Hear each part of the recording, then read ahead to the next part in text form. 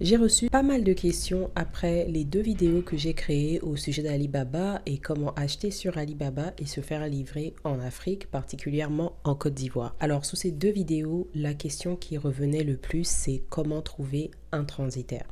Et dans cette vidéo, je vais te donner toutes les astuces dont tu auras besoin pour trouver ton transitaire. Si tu ne me suis pas encore, abonne-toi. Je m'appelle Florence et ici on parle de business et de comment se faire de l'argent en Afrique ou quel que soit ton continent. Pour la petite histoire, c'est en 2020 que ma famille et moi on emménage en Côte d'Ivoire pour s'y installer. Moi j'ai toujours voulu faire des affaires, que ce soit en Côte d'Ivoire ou dans mon pays d'origine, au Gabon. Dès que je suis arrivée, vu que j'ai toujours eu cette petite passion pour le e-commerce, je me suis dit, bon, je vais essayer de faire de la vente en ligne en Côte d'Ivoire. Et là, j'ai réalisé que contrairement aux États-Unis où j'ai passé la majorité de ma vie adulte, il n'y a pas beaucoup de tutos sur YouTube ou sur Google ou sur TikTok sur comment faire du e-commerce ou comment faire du business étant au pays. Et c'est pour ça que j'ai décidé de créer ma chaîne TikTok et aujourd'hui mon compte YouTube afin de vous aider à avoir tous les tuyaux et toutes les astuces sans que vous ayez à passer par les mêmes erreurs que moi.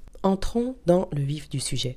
Quelles sont les meilleures méthodes pour trouver un transitaire ? Pour moi, la façon typique d'avoir une réponse à mes questions, ça a toujours été la recherche Google. Et c'est vraiment en arrivant en Côte d'Ivoire que j'ai réalisé que je ne pouvais pas trouver grand-chose sur Google. J'ai très vite réalisé que ce sont sur les plateformes comme Facebook et Instagram qu'il y a la majorité des informations importantes qui vont m'être utiles en tant qu'entrepreneur. J'ai donc utilisé Facebook pour trouver les premiers transitaires avec qui j'ai travaillé. Je sais, beaucoup me diront comment faire pour savoir si ce sont des arnaqueurs, voilà, c'est difficile quand on ne connaît pas de trouver sur Facebook, mais honnêtement, moi, j'ai jamais eu de soucis avec les transitaires avec qui j'ai travaillé. J'ai travaillé principalement avec 2 compagnies de transit. La première m'a été recommandée et la deuxième, je l'ai trouvée sur Facebook. Quelle est la méthode pour trouver des transitaires sur Facebook? Vraiment, c'est la méthode la plus basique. Vous allez dans la barre de recherche Facebook, vous tapez envoi colis Chine Abidjan. Si vous cherchez des transitaires qui envoient des colis vers Abidjan. Si vous cherchez des transitaires qui envoient des colis vers Ouagadougou, vous allez taper envoi colis Chine Ouagadougou.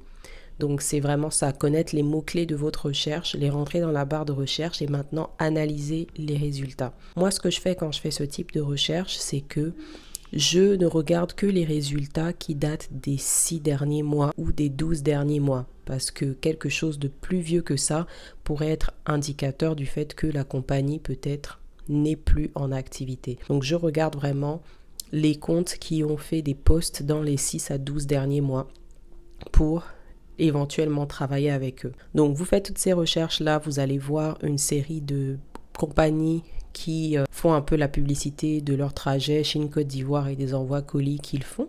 Et du coup, vous les contactez. Donc, avant de commencer à travailler avec, la première étape, c'est vraiment de les contacter, discuter avec eux, voir quelle est leur grille tarifaire, comment ils opèrent. Enfin, c'est vraiment la première façon d'avoir vos impressions. Parce que si la communication n'est pas passée au moment où vous les contactez, en général, ça ne passera pas après. Moi, franchement, si le premier contact n'est pas bon, j'abandonne.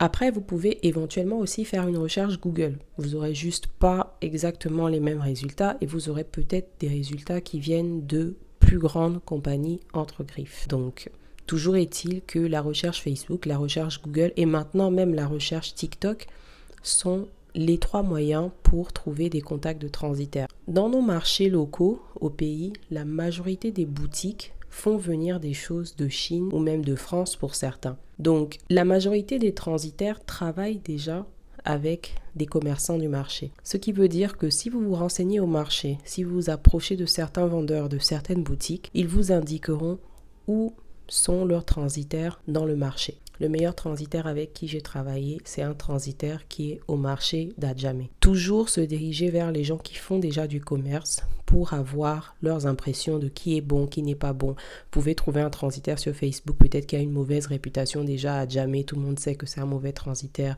Enfin, il faut vraiment parler aux gens. C'est vrai que le bouche à oreille, ça reste quand même important. Même quand vous faites vos recherches sur Facebook, considérez toujours le bouche à oreille comme façon de vérifier.